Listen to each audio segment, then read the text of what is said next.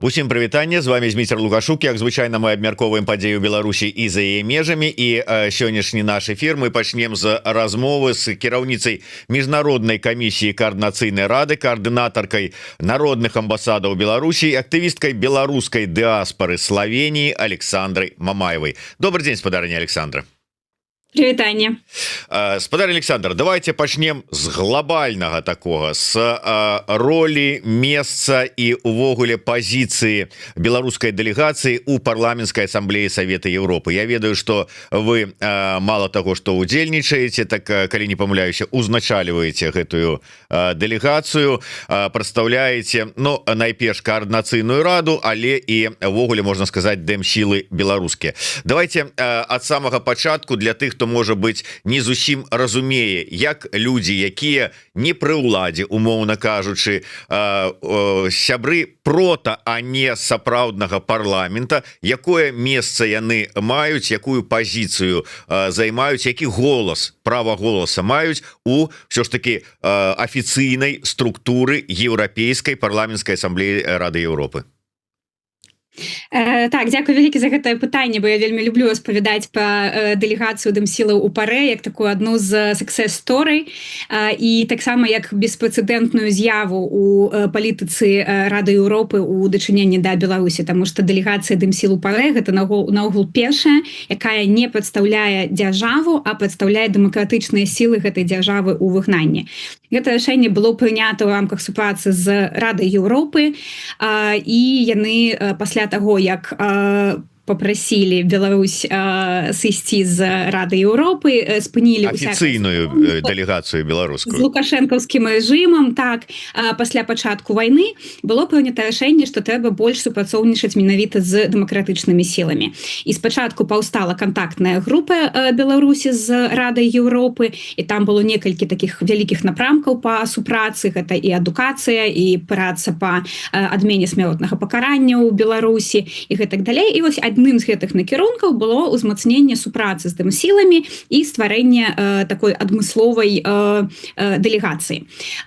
Трэба сказаць, што наша дэлегацыя, яна, ну, так пачуваецца і успрымаецца у парэ, у парламенцкай асамблеі, гэтак жа сама, як і астатнія нацыянальныя дэлегацыі. У нас ёсць крышачку адрознення. Напрыклад, мы не маем права галасаваць менавіта за нейкія рэзалюцыі і па нейкім рашэнням, але мы са свайго боку маем права туды уносіць нейкія прапановы і ўплываць на галасы іншых дэлегацый праз нашых партнёраў. Мы працуем у камісіях. Яны называюцца камітэты з 9 камітэтаў. Мы працуем у 6, таму што яшчэ ты камітэты, напрыклад, па выбару суддзяў еўрапейскага суда ці па ўнутраных працэдурах, так як у нас усё ж такі крышку абмежаваны мандат, мы не маем там права, але можам працаваць у юрыдычным, у палітычным, у міграцыйным, па культуры, па недыскрымінацыі. І гэта тое, дзе мы сапраўды можам рабіць унёсак і прасоўваць такую пазіцыю па Беларусі, прапаноўваць нешта ў рэзалюцыі, рабіць брыфінгі, рабіць даклады, выступаць там. І гэта тое, што мы робім. Плюс для мяне важна тое, што зноў жа мы не можам выступаць на пленарных паседжаннях і там галасаваць у вялікай вось гэтай зале. Вельмі хацелася б, каб нам пашырылі мандаты, напрыклад, на наступны год. Мы ўжо мелі гэта права, гэта такая як вялікая мэта. Вось, але пакуль мы працуем, па-першае, у камісіях, мы далучыліся, па-другое, да палітычных груп, напрыклад, ЕПП, Еўрапейская народная партыя, гэта адна з буйнейшых у Еўропе, і яна таксама мае прадстаўніцтва ў парламенцкай асамблеі. І вось там чальцы дэлегацыі, я і Валер Мацкевіч туды уваходзім і прысутнічаем як пастаянныя госці на ўсіх паседжаннях. Маргарыта Ворахава уваходзіць у сацыялісты, Вольга Карпушонак і Павел Цяжковіч уваходзіць у Альды. Гэта 3 буйнейшыя групы. А трэба разумець, што менавіта на паседжаннях вось гэтых фракцый можна калі праводзіць паралелі там з каардынацыйнай радай ці з парламентам. Менавіта там яны абмяркоўваюць агульнапалітычную павестку, канцэпты, нейкія планы. ці будуць яны галасаваць па рэзалюцыям ці не. І вось мы знаходзімся ў гэтым месцы, можам там выказвацца, і да нас вельмі часта прыслухоўваюцца і стараюцца здабываць інфармацыю. І трэцяе, гэта, канешне, супраца з парламентамі. То есть мы сустракаліся ўжо з 12 нацыянальнымі парламентамі Літвы, Нарвегіі, Фінляндыі і гэтак далей. І вось з імі мы працуем вось як на роўных, таму што мы распавядаем тое, чым мы можам быць карысныя, якія сумесныя праекты мы можам ладзіць, як адзін аднаго падтрымліваць, напрыклад, гэтаму шмат надавалася ўвагі там з Малдовай. І таму вось такая супраца ў нас ёсць. То есть калі падсумоўваць, у нас няма ўсіх правоў, якія ёсць у нацыянальнай дэлегацыі, але тое, што ёсць, мы стараемся выкарыстоўваць і весці сябе менавіта як дэлегацыя ад краіны. Удакладненне, колькі ўсё ж таки чалавек у беларускай дэлегацыі і канкрэтна каго яны прадстаўляюць, ну я маю на ўвазе па фракцыях, калі это каардынацыйная рада, то есть вот ці увесь шырокі спектр, як это любіць казаць Кныровіч, там большасці і меншасці прадстаўлены. Так, у нас дэлегацыя 6 чалавек агулам, гэта 3 асноўныя прадстаўнікі і 3 намеснікі, але я стараюся, каб у нас у працы гэтага падзелу не было, таму што яно не ўплывае, улічваючы, што мы не можам галасаваць, яно не ўплывае на нашу працу. Плюс у нас ёсць сакратарка. Сакратарка у нас ад мінулай сесіі Ксенія Луцкіна, я вельмі ганаруся, што яна далучылася да нашай каманды. Калі мы кажам пра прадстаўніцтва, то яно фармавалася, па-першае, толькі з чальцоў каардынацыйнай рады. Гэта было рашэнне Рады Еўропы і парламенцкай асамблеі, што каардынацыйная рада як выбарны, як абраны прадстаўнічы орган, так як парламенты іншых краін могуць сфармаваць гэтую дэлегацыю. І у нас досыць добрая прадстаўленасць, мы адпавядаем усім патрабаванням і традыцыям, скажем так, і ў гендерным прадстаўніцтве, і ў палітычным прадстаўніцтве.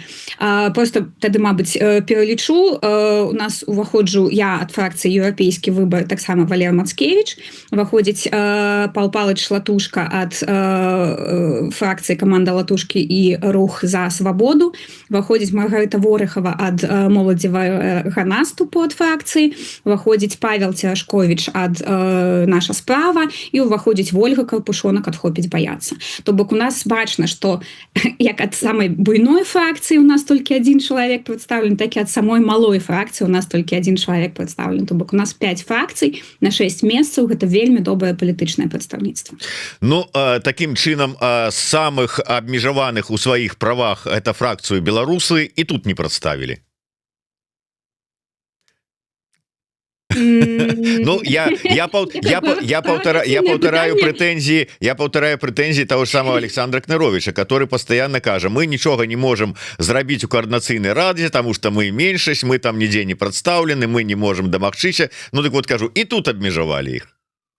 Ну, глядзіце, па-першае, я не згодная з тым, што іх у нечым абмяжоўваюць, таму што іх прадстаўнікі, напрыклад, ёсць у міжнароднай камісіі, і мы заўсёды узгадняем там усю павестку, якая ёсць у міжнароднай камісіі таксама. Па-другое, выбары вядуцца метадам фармаванне дэлегацыі адбываецца агульным паседжаннем. Выдвигаюцца кандыдаты, усе, якія хочуць. Яны прадстаўляюць свае заяўкі, яны выступаюць і прадстаўляюць сябе на агульным паседжанні, і потым рэйтынгавым галасаваннем адбываецца выбар таго, хто ўвойдзе ў дэлегацыю ці хто не войдзе. Я памятаю, што Тацяна Хоміч таксама балатавалася, да, у нас былі прадстаўніцы ад 3 фракцый, і разрыў паміж імі, паміж там першым там і трэцім месцам быў літаральна там каля 10 галасоў. То есть тут няма такога, што ёсць там нейкая камісія, якая абірае, ці там фракцыя там большасці і так далей. Не, гэта адбываецца выбары менавіта агульным складам. І калі чальцы агульнага складу каардынацыйнай рады вырашылі, што павінна ўвайсці, напрыклад, там Вольга Карпушонак, то вайшла Вольга Карпушонак. Але трэба сказаць, што ў нас акрамя дэлегацыі ў парламенцкай асамблеі Рады Еўропы ёсць таксама дэлегацыя у кангрэсе мясцовых і рэгіянальных уладаў. І вось там, напрыклад, прадстаўніца нашай справы Паліна Бродзік, яна прадстаўлена і працуе.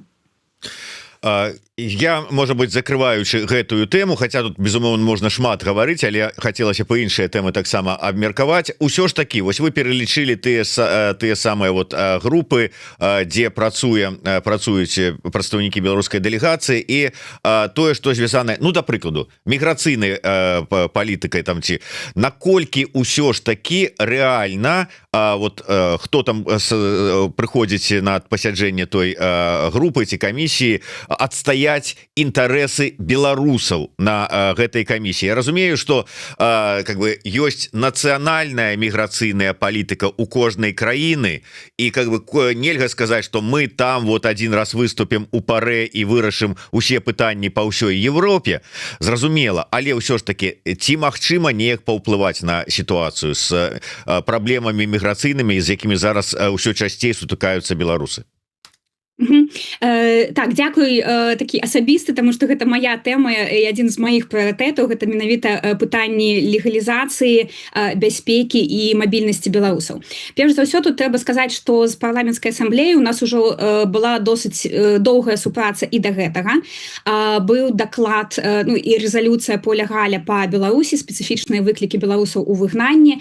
Пасля гэтага была рэзалюцыя парэ, пасля гэтага была канферэнцыя год таму у Люксембургу, дзе сустракаліся і парламентары, і прадстаўнікі Рады Еўропы, і там прадстаўнікі беларускіх там палітычных арганізацый і эксперты. І мы абмяркоўвалі, як гэтыя праблемы вырашаць. Потым выйшла кніжка «Люксембургскія рашэнні», брашура, з якой я прыходжу на ўсе сустрэчы з усімі парламентамі, з усімі парламенцкімі дэлегацыямі ў парэ. І таму тут ёсць такія некалькі ўзроўняў, на якіх мы працуем. Ёсць прасоўванне вось гэтых люксембургскіх рашэнняў, гэта канкрэтныя рэкамендацыі, як памагаць беларусам у замежжы. Даваць візы, выдаваць пашпарты замежніка, прызнаваць тэрмінаваныя пашпарты для мэтаў легалізацыі, не патрабаваць апастылі, не патрабаваць магчымасць адукацыі на роднай мове, падтрымліваць адвакатаў і юрыстаў, падтрымліваць бізнес. Да? То есть там шэраг такіх ёсць рэкамендацый, і калі б нацыянальныя парламенты іх выканалі, то беларусаў у замежжы ўсё б было добра. Але гэта мы разумеем, што у парламенцкай асамблеі гэта такі рэкамендацыйны характар носяць усе рэзалюцыі, таму зараз нашая задача менавіта, каб яны іх рэалізоўвалі. І тут вельмі важна, што падчас, я гэта ўсё прасоўваю натуральна на паседжаннях з міграцыйнай камісіі, то есть я раблю брыфінгі, распавядаю пра сітуацыю ў Беларусі і пра сітуацыю з міграцыйнымі праблемамі ў беларусах па ўсёй Еўропе, да, у замежжы, таму што мы, дзякуючы народным амбасадам, маем заўсёды вось гэтую інфармацыю актуальную, дзе якія праблемы застаюцца. Зараз з парэ і з Рады Еўропы мы плануем зрабіць такі механізм па імплементацыі гэтых люксембургскіх рашэнняў. То есть стварыць платформу, дзе распавядаць, у якіх краінах сітуацыя мяняецца, у якіх праблемы вырашаюцца і якім чынам. І гэта патрэбна і для еўрапейскіх інстытуцый, напрыклад, еўрапейскай камісіі, ЕС, нейкіх вось іншых, якія працуюць з беларусамі. І гэта патрэбна для парламентаў, патрэбна для ўрадаў і таксама для беларусаў, каб яны маглі на гэта спасылацца. Зараз гэта вось мы распрацоўваем якраз зараз гэты праект. І тое яшчэ, што важна, на ўсіх сустрэчах з парламенцкімі дэлегацыямі, там, з Літвой, Нарвегіяй, Швецыяй, я заўсёды рыхтую поінты па праблемах беларусаў і як іх можна вырашаць. Зараз я вельмі радая, што Вольга Карпушонак таксама далучаецца да вось гэтай працы. Да, у нас, напрыклад, была вельмі добрая сустрэча з дэлегацыяй Украіны, і мы падрыхтавалі ўжо канкрэтныя прапановы па легалізацыі, па дакументах, па банкаўскіх рахунках. І вось зараз мы працягваем паміж сесіямі гэту працу ўжо з парламентамі. І трэцяе, вельмі важнае, што мы спрабуем гэта вырашыць не толькі на нацыянальным узроўні, але зыходзім таксама ў такі больш рэгіянальны і мясцовы. І тут якраз вельмі дапамагае вось гэтая дэлегацыя ў кангрэсе мясцовых і рэгіянальных уладаў. Мы плануем зрабіць такі сайд-івент па праблемах беларусаў, каб паказаць рэгіянальным уладам розных краінаў, што гэтыя праблемы існуюць і як іх можна вырашаць. Александра, і ўсё ж таки, вот глядзіце, калі ўзнікаюць чарговая інфармацыя пра праблемы у беларусаў, да прыкладу у Літве, адразу там у соцсетках, так просто у каментарах, але у людзей узнікае пытанне, яны яго задаюць. Ну вот, там жа ж офіс Тихановскай знаходзіцца, Тихановская, она там сустракаецца з прэзідэнтам Літвы і з прэзідэнтамі Еўракамісіі, Еўросаюза, там паўсюль сустрэчы. Няўжо не могуць вырашыць на месцы гэтае пытанне? Тое ж самае потым узнікае пытанне, калі там у Польшчы нейкія пытанні, праблемы, іх тады адресуюць Латушку, да прыкладу, там ці яшчэ кому, ну ён жа ж тут. Тое ж самае у прынцыпе можна адресаваць і вас, і вам дакладней. Но вот чалавек працуе у парламенцкай асамблеі Рады Еўропы на такім узроўні, ну няўжо не можа вырашыць гэтыя праблемы? Ёсць доступ, ёсць магчымасць і гэтак далей. Калі адказваць на гэтае пытанне, усё ж таки чаму там не прыслухоўваюцца да аргументаў, якія з беларускага боку гучаць, не зацікаўленыя, ці не так вы гэтыя аргументы падаеце, не ў тыя дзверы заходзіце, ці вот як, вот ёсць тлумачэнне? Ну, конечно, ёсць. Першае, гэта хто мае права прымаць нейкія рашэнні па гэтых пытаннях. Таму што, калі мы размаўляем, напрыклад, па мабільнасці ці па легалізацыі з Еўрапейскай камісіяй, яны заўсёды кажуць, адзінае, што мы можам зрабіць, гэта рэкамендаваць краінам тыя ці іншыя рашэнні. Менавіта таму мы збіраем інфармацыю, якая ёсць сітуацыя, дзе праблемы добра вырашаюцца, каб Еўракамісія магла рэкамендаваць іншым краінам рабіць тое ж самае. Напрыклад, выдаваць пашпарты замежніка ўсім беларусам, таму што яны не могуць і вярнуцца ў Беларусь, гэта небяспечна для ўсіх. І такія рэкамендацыі мы робім, і калі Еўракамісія іх сфармуе і дашле краінам, мы спадзяемся, што яны прыслухаюцца. Але зноў жа, гэта рэкамендацыі, нават ад Еўрапейскай камісіі, бо яны не вырашаюць гэта наднацыянальны ўзровень. Другое, парламенты. Так, яны могуць, але яны могуць дапамагаць у тым, што яны робяць, напрыклад, парламенцкія слуханні. У нас была сітуацыя у Швецыі, там была цяжкая сітуацыя з тым, што не выдавалі міжнародную абарону, і парламент ініцыяваў слуханні, пісаў у міграцыйнае агенцтва, каб прыцягнуць пытанне да гэтага. Плюс парламенты відавочна могуць мяняць заканадаўства, але цалкам закон мяняць вельмі цяжка, вельмі значна прасцей, напрыклад, неяк яго адаптаваць, знайсці нейкія там варыянты, ці проста удакладніць нейкія артыкулы, ці зрабіць папраўку. І гэта тое, над чым менавіта мы працуем па кожнай краіне. Але тут мы разумеем, што ёсць выканаўчая ўлада, якая потым павінна гэта ўсё адаптаваць і ўсё гэта зрабіць. І тут мы зноў жа дзелімся, як гэта ёсць у іншых краінах, і ім падказваем, як гэта можа быць.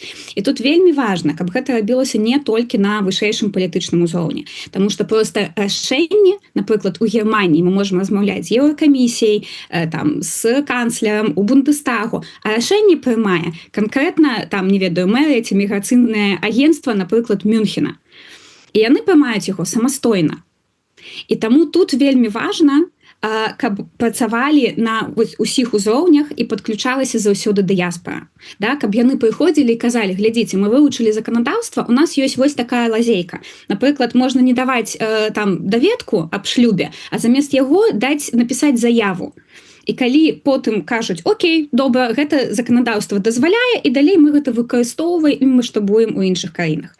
Таму тут такое, можна, канешне, казаць, што ўсё павінна вырашыць, там, не ведаю, Лебедька з парламентамі, Тихановская з урадамі, Мамаева там з УПАРЭ, але канкрэтныя рашэнні, яны значна ніжэй, яны ў канкрэтных краінах, у канкрэтных міграцыйных агенцтвах, да якіх трэба дагрукацца, і вельмі добра, калі тут ёсць супраца з дыяспарамі і з арганізацыямі ў гэтых краінах, якія могуць паказаць, якія ёсць варыянты. То есть тая кропка, куды трэба біць нам усім. І тут мы падыходзім да нашай другой тэмы, да ролі ва ўсім гэтым і месца ва ўсім гэтым у гэтых працэсах на больш нізкім узроўні, народныя амбасады. якая іх роля і магчымасць у гэтай сітуацыі і увогуле каардынуюцца нейкім чынам дзеянні народных амбасадаў у розных краінах і не ці не, бо наколькі я ведаю, усё ж таки ад самага пачатку гэта была народная амбасады, гэта была такая народная ініцыятыва, низавая ініцыятыва, то есть гэта не было там типа офіс там ці там кабінет стварылі народныя амбасады. Народныя амбасады ствараліся самі, наколькі я разумею, не? А зараз вот як адбываецца праца, супраца і ну увогуле і магчымасці народных амбасад, як вам іх бачыцца? Ну тут вы абсолютно правы, я просто зараз усе подводзяць там нейкія вынікі за 5 год і таксама успамінаюць там падзеі 20-го года. І я вось дакладна памятаю, што гэта ідэя аб стварэння народных амбасадаў адбылася ў беларусах за межы на адным з паседжанняў, і мы спачатку аб'ядналіся некалькі дыяспор, каму гэта было цікава, і потым ужо прыйшлі і ў офіс Светланы Ціхановскай, тады да Паўла Латушка ён узначальваў НАО, каб атрымаць падтрымку гэтай ідэі. То есть яны не стваралі, але яны заўсёды былі такімі нашымі дарадцамі, ментарамі, якія дапамагалі нам не дапусціць нейкіх вось дыпламатычных вялікіх памылак, скандалаў, і з якімі мы усе гэтыя 5 год каардынуем працу. То есть тут вельмі важна зразумець, што на усе амаль паседжанні прыходзяць прадстаўнікі да нас, да народных амбасадаў, прыходзяць прадстаўнікі і офіса, і аб'яднанага пераходнага кабінета, і мы з імі абмяркоўваем нейкія прыорытэты, агульныя кампаніі, дзелімся добрымі навінамі, каб яны таксама разумелі, што і як мы робім. Наконт каардынацыі паміж народнымі амбасадамі гэта таксама было ад самага пачатку, і гэта застаецца зараз. У нас ёсць каардынатары, гэта тыя людзі, якія калісьці стваралі народныя амбасады, потым вылучаліся таксама больш актыўныя з вось усіх краінаў, да, таму што было афіцыйна адкрыта больш за 25 прадстаўніцтваў. Нехта працуе там актыўна і зараз, нехта там зменшыў актыўнасць, вось, але там пакуль не закрываюцца народныя амбасады. І вось гэтыя людзі таксама станавіліся каардынатарамі. І іх задача менавіта праводзіць дзейнасць не толькі ў канкрэтнай краіне, там у Італіі, у Швецыі ці там у Славенії, а рабіць такую вось каардынацыйную працу для усіх народных амбасадаў, арганізоўваць звоны, ладзіць агульныя кампаніі, каб народныя амбасады былі бачны вось на канферэнцыях, як там канферэнцыя Новая Беларусь, якая зараз была, каб дапамагаць арганізоўваць там канферэнцыю дыяспор. І каб мы разумелі, што мы сетка, і дзякуючы гэтай сетцы мы можам і дзеліцца нашымі напрацоўкамі, напрыклад, нейкімі лістамі, так і збіраць гэтую інфармацыю ад усіх краінаў. То есть вось гэтая сістэма каардынацыі такіх незалежных, можна сказаць, арганізацый такіх народных амбасадаў па краінах, яна існуе. І вось тут галоўнае якраз, каб мы былі ўсе на сувязі у такім з агульнымі задачамі і агульнымі мэтамі, а як далей працуюць гэтыя арганізацыі ў сябе ў краіне, гэта ўжо ім яны лепш гэта ведаюць, якая сітуацыя ў краіне. І наконт таго, як мы працуем, я ўсё ж казала пра такі не нізкі ўзровень, а працоўны ўзровень.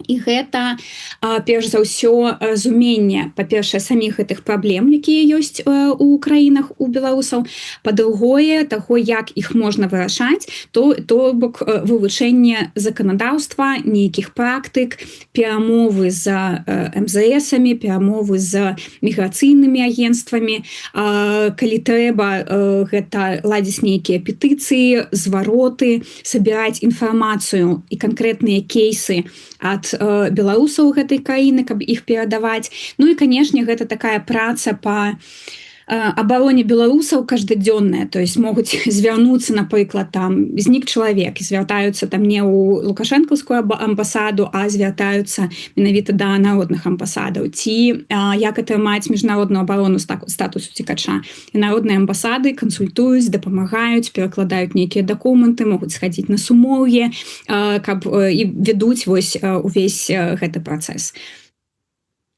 Александр, ну ўсё ж таки амбасадам, на ваш погляд, атрымліваецца дапамагчы беларусам адстаяць беларускія інтарэсы на вот гэтым нацыянальным узроўні? Вот калі браць, да прыкладу, досвед вашай асабістай працы як амбасадаркі ў Славении, вот уладам Славении атрымліваецца давесці, ну і не толькі давесці, можа яны там скажуць да, мы згодны, мы падтрымліваем, мы салідарныя, але працягнуць рабіць так, як і рабілі раней, нічога не будуць змяняць. Вот як ідзе праца? Тут залежыць, канешне, ад краіны, таму што я разумею, што вельмі часта, калі кажуць пра нейкія праблемы, гэта што яны яшчэ існуюць. Гэта не таму, што ніхто нічога не робіць, а проста таму, што гэта вельмі цяжка зрабіць, і сапраўды, вось як вы сказалі, няма вось нейкай такой палітычнай волі гэта рабіць. Можа, беларусаў разглядаюць не так, як ну, такую важную, вельмі там вялікую групу, ці часта таксама баяцца нейкія новыя практыкі ўвадзіць, таму што яны будуць не толькі для беларусаў, а наогул для ўсіх грамадзянаў трэціх краінаў і гэта можа быць там праблема, напрыклад, уже там звязана з там нелегальнай міграцыяй і так далей. Калі казаць пра тое, як вырашаюцца, сапраўды вырашаюцца. Вось літаральна учора мне напісаў беларус, які вось звяртаўся па дапамогу, і прыйшла такое паведамленне: Александра, вы для нас за там паўдня зрабілі больш, чым рэжым Лукашенко за 30 год. І тут вось у тым, што мы дапамагаем беларусам, мы сапраўды стараемся рабіць як мага больш. Канкрэтныя прыклады. Гэта бяспека. То есть мы не даем экстрадаваць беларусаў у Беларусь па чырвоных запытах. Такі выпадак першы, ну такая, гэта не перша, але вялікая такая кампанія, якую рабілі народная амбасада, была менавіта ў Славении, потым таксама была ў Італіі, і літаральна некалькі дзён таму не дапусцілі экстрадыцыю беларусаў з Гішпаніі, таму што народныя амбасады падключыліся, праводзілі адвакацыйныя кампаніі, пісалі там дакументы у суды, у паліцыю, і беларусаў выпускалі. Гэта пашпарты замежніка. Як толькі выйшаў вось гэты указ 278, падаецца, Лукашенко пра консульскія паслугі, і беларусы зразумелі, што яны не змогуць атрымаць беларуса за мяжой, цягам 1 тыдня быў створаны сайт Pashport.org, дзе мы сабралі інфармацыю аб тым, дзе якія ёсць альтэрнатывы ў выглядзе пашпарта замежніка ці там трэвел-дакументы, там ёсць розныя назвы, але сутнасць вось такая. І мы давалі канкрэтныя інструкцыі, дзе іх атрымаць. Канкрэтна ў Славении у нас было мінімум 2 пазітыўных кейса, калі мы пісалі у МЗС, у Міністэрства ўнутраных справаў, і гэта зрушылася, і сапраўды зараз беларусы, у якіх скончваецца пашпарт, калі ёсць часовы від на жыхарства, ну і пастаянна, зразумела, таксама могуць прыйсці і атрымаць гэты пашпарт замежніка досыць хутка, і я лічу, што вось гэта сапраўды, дзякуючы дыяспары і народнай амбасадзе ў Славении гэта вырашана. І гэтыя такія ж кейсы ёсць у Італіі, хаця там нават па заканадаўству няма такой магчымасці, але кейсы пазітыўныя ўжо ёсць. Гэта зарушылася ў Аўстрыі, напрыклад, таму што там таксама вельмі шмат было адмоваў, але гэта вырашаецца. У Іспаніі зараз вельмі шмат над гэтым працуем, і ў іншых краінах. Гэта, напрыклад, яшчэ па праблемах, ну і па такіх рашэннях там з іншымі дакументамі. Да, напрыклад, у Славении зноў жа дамагліся, каб не патрабавалі апастылі, даведкі аб несудзімасці і даведкі аб шлюбе. Мы знайшлі, што ў заканадаўстве ёсць магчымасць замест гэтых даведак даваць заяву. І мы зрабілі інструкцыю для беларусаў, у нас добрыя сувязі тут з беларусамі, то есть яны ведаюць, да каго звяртацца, і мы просто распаўсюджвалі гэтую інфармацыю, плюс я таксама кансультую. І сапраўды падоўжыць від на жыхарства можна без вось гэтых дакументаў, гэта таксама вырашана. Яшчэ одно пытанне – гэта візы. У нас вельмі вялікая праблема у беларусаў у Славении, таму што іх сваякам вельмі цяжка атрымаць візы, каб наведаць Славению.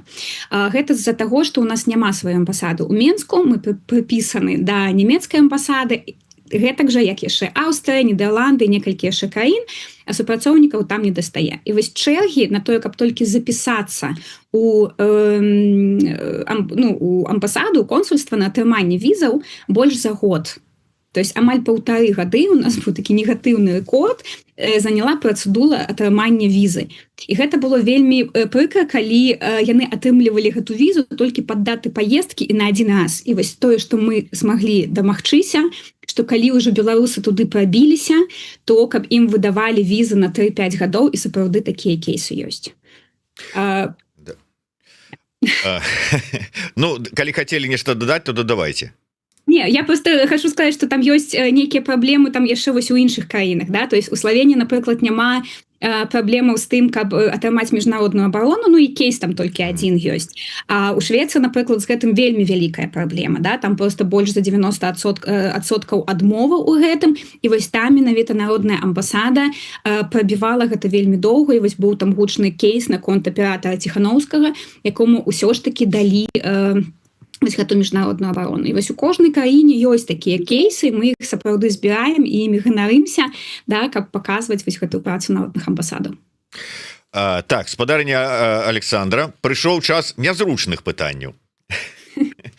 Пачну я з тэмы народных амбасадаў. Таксама вы сказалі, калі апісывалі вот, ну, сітуацыю з народнымі амбасадамі, што ад моманту, як яны былі створаныя, 25, здаецца, у 25 краінах, ну, праз пэўны час хтосьці захаваў сваю актыўнасць, ну, як ваша амбасада, як амбасада Італіі, там Чэхіі, можна пералічваць, конечно. Хтосьці, можа быць, зменшыў сваю актыўнасць, а хтосьці, наколькі я ведаю, вайшоў нейкі ў такі клінч непаразуменняў, і там нейкія ўзніклі, там, я не знаю, не тое, што вот мы сыходзім, мы закрываемся, мы не будзем больш працаваць, а з-за пэўных непаразуменняў вырашана было аддзяліцца. Я зараз гавару пра амбасаду Кіпра, якая вот нават перайменавалася, правялі рэбрэндынг. Яны зараз не народная амбасада, а дэмакратычная амбасада Беларусі. Такім чынам, ну, нібыта існуе структура, да, людзі дапамагаюць, але разыходжанне з вот астатнімі амбасадамі, і я так разумею, з тымі структурамі, якія, як вы казалі, дапамагалі і падказвалі, як кабінеты, офіс, таксама нейкія разыходжанні. Вот ваше бачанне сітуацыі, чаму так адбываецца? Ну, мне падаецца, што мы ж просто жывыя людзі, што, ну, нейкія могуць быць там і персанальныя стаўленні, персанальныя канфлікты, і мы не абавязаны ўсе быць такія, як салдацікі, рабіць там адно і тое ж. У кожнага ёсць там свае погляды, ўсё ж такі, да, мы разумеем, што ёсць агульныя мэты, але як гэтага дасягаць, могуць быць розныя. Шчыра кажучы, прыклад Кіпра гэта там не першы, магчыма, і не апошні, і я памятаю, што такая сітуацыя у нас была досыць напружаная ў Аўстрыі, калі таксама былі людзі, якія спачатку прыйшлі да нас, а потым вырашылі стварыць там некае сваё прадстаўніцтва. І ў Аўстрыі у нас наогул існуе зараз такія два прадстаўніцтва, адно вельмі актыўнае на чале з Анастасіяй Свяковай, да, якая вось у нашай вось гэтай экасістэме народных амбасадаў. Але так там сама людзі ёсць, якія працягваюць там нешта рабіць, і таксама там называюцца нібыта амбасады, але зразумела там не пад нашым лагатыпам, якія таксама нешта робяць для Беларусі і лічаць, што вось яны робяць нешта вось важнае для іх. Ну і вось яны неяк мірна досыць суіснуюць з усёй ініцыятывай і ў рамках Аўстрыі. Што тычыцца Кіпра, там сапраўды было такое, мне падаецца, больш персанальнае стаўленне.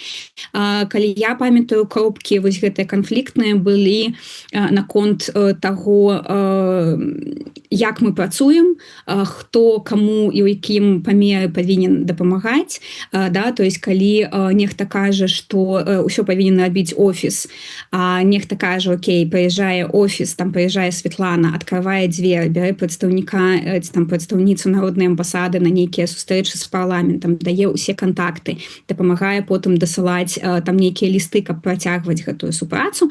І вось калі гэтага лічыцца недастаткова, а лічыцца, што там той же офіс павінен працаваць далей, то мне тады ўзнікае пытанне, навошта ёсць народная амбасада.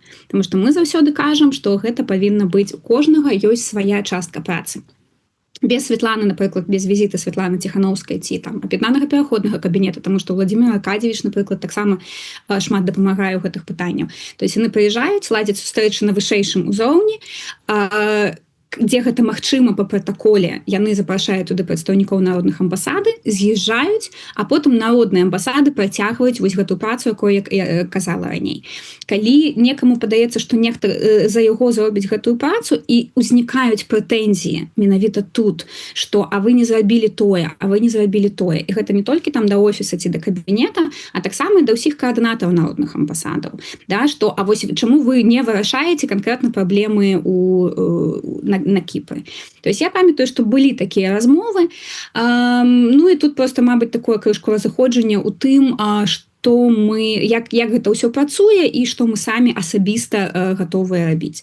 Ну і плюс таксама для мяне, напрыклад, падаецца вельмі дзіўным, калі прадстаўніца амбасады, мы стараемся працаваць як сапраўдныя амбасады. Амбасады – гэта прадстаўніцтва сваёй краіны, сваёй дзяржавы ў канкрэтнай краіне. То есть амбасада не можа з аднаго боку прадстаўляць офіс Святланы Ціханаўскай каардынацыйнай рады і аб'яднанага пераходнага кабінета і тут жа публічна негатыўна аб іх выказвацца, калі менавіта гэта робіцца ад імя ініцыятывы. І тут вось гэтая рэпутацыя ініцыятывы, якая не залежыць ад гэтых палітычных цэнтраў, якая ім не падпарадкоўваецца, але мы і не дазваляем сабе ніколі публічна рабіць гэтыя канфлікты. Таму тут таксама было такое рэпутацыйнае пытанне, захаванне рэпутацыі ўсіх народных амбасадаў, добрая супраца з нашымі партнёрамі, і таму было прапанавана ці правесці нейкую серыю медыяцыі, да, каб вырашыць усе гэтыя пытанні, іх прагаварыць, магчыма, яшчэ раз дамовіцца, як мы супрацоўнічаем. На жаль, гэтага працэсу з боку прадстаўніцы народнай амбасады на Кіпры Алесі не было, а яна ад гэтага адмовілася, і тады мы вырашылі, што мы расстаемся, яна больш не будзе з'яўляцца прадстаўніцай народных амбасадаў. Тое, што яна дзейнічае далей, тое, што яна не супыняецца, гэта, канешне, добра, калі ў ёй ёсць магчымасці дапамагаць беларусам на Кіпры, прасоўваць беларускую павестку, гэта выдатна, і, канешне, мы там і казалі, што мы гатовыя да нейкай канструктыўнай супрацы далей. Ну, у дадзеным выпадку я не спрабую раздзьмуць там ці там, скажем, накінуць, я спрабую увогуле выступіць, можа быць, нават у ролі такого медыятара, каб вот магчымасць было кожнаму выказацца і кожнаму пачуць, а можа быць тады і паразумецца. Просто я уже не да дадзенага канкрэтнага выпадку, а увогуле з розных нагодаў, ад розных людзей, з розных структураў чуў такія выказванні. Ну, гэта, безумоўна, не там, скажем, што масава, но былі такія выпадкі, што часам той же самы офіс там ён не чуе, што яму кажуць, якія аргументацыю даюць, ці наадварот кажа, што у яго пазіцыя такая, яны вот выказваюць сваю пазіцыю і не прыслухоўваюцца да аргументацыі, навязваюць сваю пазіцыю, што вы павінны дзейнічаць вось у гэтым ключы. А калі кажуць, ну, мы бачым тут адсюль, можа быць, у нас ёсць сваё бачанне, мы ж тут вот на зямлі працуем, можа быць, по-іншаму, не, вот трэба вот так вот такую лінію праводзіць. І за гэта узнікаюць непаразуменні. Я не ведаю, у дадзеным выпадку там з Кіпром было такая сітуацыя, не было, але вы заўважалі, што ёсць такое, вот можа быць дзесьці, ну я не ведаю, там такое забранзавенне там наших лідараў і іх структур. Ну, глядзіце, я, напрыклад, як там прадстаўніца народных амбасадаў, мабыць, ніколі за ўсе вось гэтыя там 5 год супрацы там з офісам Святланы Ціханаўскай і там з міжнародным аддзелам і так далей не сутыкалася з тым, што яны казалі, што і як нам трэба рабіць. У нас заўсёды быў прынцып, мы пра гэта казалі на ўсіх там, нават калі там мы яшчэ стваралі, што народныя амбасады маюць сваю аўтаномію, маюць права самастойнай палітыкі, самастойных дзеянняў. Выключэнне, калі толькі нас пераканаюць, што гэта можа вельмі нашкодзіць, напрыклад, справакаваць нейкі дыпламатычны скандал у гэтай краіне, ці зруйнаваць там працу іншых людзей, ці там апублічыць нейкія працэсы, якія публічыць нельга. Вось тут мы, канешне, прыслухоўваемся. І ў нас такая ж палітыка да ўсіх прадстаўніцтваў па краінах. координатары ці там на агульным паседжанні я распавядаю, што мы робім у Славенії, але прыярытэты дзейнасці, тое, як я асабіста працую, якія мне лісты трэба пісаць і гэтак далей, гэта выключна такая прерогатыва менавіта нацыянальных прадстаўніцтвах па краінах. Мы можам падзяліцца сваімі лістамі, мы можам заклікаць нешта рабіць, распавядаць там пра важнасць, дзяліцца досведам, але такога прамога кіраўніцтва і некага, не ведаю, умешальніцтва у справы краінаў у нас няма. У нас няма ні такіх паўнамоцтваў, ні жадання гэтага рабіць, таму што у нас ёсць там у кожнага свае прадстаўніцтва па краіне. І я асабіста лічу, што гэта неэфектыўна. Што мы аб'ядналіся менавіта такія як самастойныя структуры, такія адзінкі, такая самаарганізаваная структура, і яна вось больш-менш самаарганізуецца. І задача каардынатараў гэта стварыць вось гэтую інфраструктуру, каб проста палепшыць, спасціць людзям магчымасці працаваць разам, да? То есть тыя ж сазвоны, тэчкі з агульнымі дакументамі, нейкія шаблоны, агульная інфармацыйная кампанія, там чат-бот і гэтак далей. Але гэта проста такая інфраструктура для супрацы, як экасістэма. Але кіраўніцтва ніякага з боку каардынатараў у нас няма ў дачыненні да нацыянальных прадстаўніцтваў. Я выбачаюся, спадарня Александр, зараблю тут невялічкую такі каментар, читаю просто чат. Это я там сцепились между собой два человеки у чате, и я хотел бы звярнуцца до прадстаўніцы Литвы Дианы Шимкуйнайте, здаецца, кажется, правильно прочитал имя. Диана, не звяртайце увагу на каментары бураннага полустанка так званого. Ён увогуле не Беларусь, а это некі маскальскі расійскі бот. Так что не трэба з ім спрачацца. Сабе даражэй, а яшчэ і беларусаў сюды прыплятаеце да ўсяго. Александр, комментар от Максима, и я тут свою такую подводку короткую зраблю. Вот вернуся до ваших слов. Вы сказали, что ўсё ж таки у ситуации, калі дзеянні, словы пэўных людей, якія асабліва тыя, что были звязаныя с структурамі Дэмсіла, потым там пошли сваім шляхам, и калі яны скіраваныя, там, скажем, могуць нанесці шкоду іміджу агульнаму, не толькі офісу там ці Светлане, але і Дэмсілам, то гэты дзеянні на раскол. І вось Максим пытаецца, то бок кавалеўцы працуюць на раскол, маецца на увазе кавалеўскі. І, дарэчы, агентства еўраатлантычнае супрацоўніцтва, вот кавалеўцы так званыя, подписали меморандум об супрацы с дэмакратычнай амбасадай на Беларусі на Кіпры. Вот яны працуюць на раскол, паколькі у іх все ж таки іншае бачанне, і яны крытыкуюць дзеянні у пэўным сэнсе на кірунку там офіса, кабінета, координацыйнай рады. Ну, глядзіце, да, такое правакацыйнае пытанне.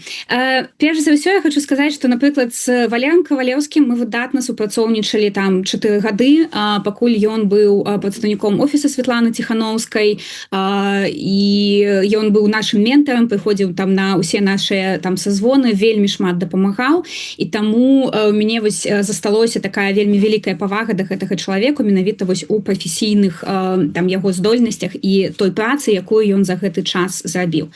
То, што ён вымушаны быў там сысці, прыняў гэтае рашэнне, тут зноў жа гэта пытанне не таго, што ён цалкам адмаўляе ўсё, што робіць дэмакратычныя сілы, а тут пытанне, мабыць, у тактыцы. Таму што, ну, вось і зараз пасля КНБ мы разумеем, што мэта у нас ва ўсіх адна. Гэта зваліць рэжым Лукашэнкі. Ён не стаў яго падтрымліваць. Калі б ён стаў казаць, што не, ўсё нармальна, там Лукашенко дэмакратычны там лідар і ўсё ок, вяртаемся ў Беларусь, гэта там адно. Ці там наогул там усё аспрэчваць, што было зроблена.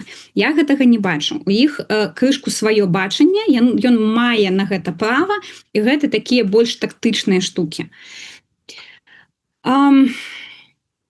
Я не ведаю, раскол ці не раскол, ці працуюць на гэта ці не. Я просто магу сказаць, што я паважаю усіх людзей, якія працуюць, і я разумею, што калі галоўная мэта у іх менавіта вызвалення палітзняволеных і ёсць такое бачанне. Ну вось няхай паспрабуюць зрабіць так, як яны бачаць добрым.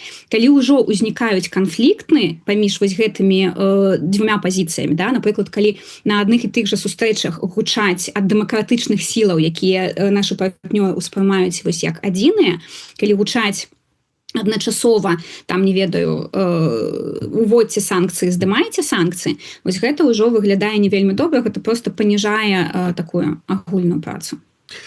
Ну і вот завяршаючы гэтую тэму, пытанне ад гледача пад нікам МП. Калі вы кажаце, што вы незалежная арганізацыя, то чаму офіс кажа, што вашая праца іх заслуга? Мабыць, пытанне ўспрымання. Не, з офісам гэта тое, што я кажу заўсёды. Мы не працуем ізалявана. Офіс намі не кіруе, стварэнне амбасадаў, можна сказаць, што гэта і заслуга офіса таксама у невялічкай ступені, гэтак жа сама як НАУ, гэтак жа сама як любога прадстаўніцтва па краінах. Магчыма, так яно ўспрымалася, ці гэта было як дасягненне у міжнароднай працы за гэты 5 гадоў, і народныя амбасады там былі згаданыя. Я вельмі ўдзячная, калі офіс згадвае народныя амбасады, таму што мы сапраўды кожны амаль дзень разам працуем.